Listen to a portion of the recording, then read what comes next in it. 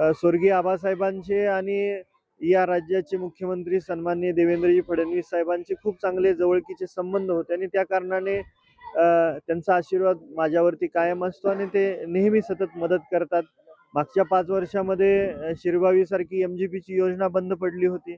आम्ही CM साहेबांना पत्र दिलं आणि विजेचं 5.5 कोटीच्या आसपास बिल थकीत होतं.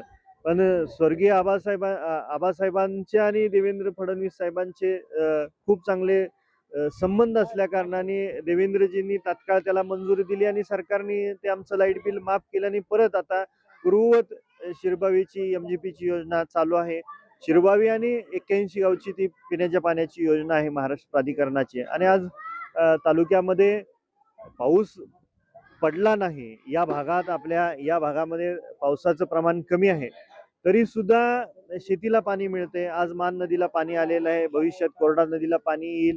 विविध टेंबूचे असतील, म्हैसाळच्या कालव्यातून पाणी, निरा उजव्या कालव्यातून पाणी मिळते आणि पिण्याच्या पाण्याची तहान ही स्वर्गीय आबासाहेबांनी शिरबावीच्या योजनेमधून भागवली होती. मध्यंतरीच्या 5 वर्षाच्या कार्यकाळामध्ये ती बंद पडली योजना. आता परत ती आमच्या माध्यमातून आणि देवेंद्रजींच्या आशीर्वादाने ती सुरू झालेली आहे आणि जिल्ह्याचे पालकमंत्री सन्माननीय जयकुमारजी गोरे साहेबांचं नेतृत्व खमका आहे. ते कायम आमच्यासारख्या तरुणांना सोबत घेऊन आम्हाला मदत करण्याची त्यांची भावना असते आणि वेळोवेळी त्यांनी मदतही केलेली आहे. निश्चितपणे भविष्यकाळ हा या मतदारसंघाचा सुजलाम सुफलाम असेल हा विश्वास आपल्या माध्यमातून या मतदारसंघातील तमाम सर्व नागरिकांना देतो.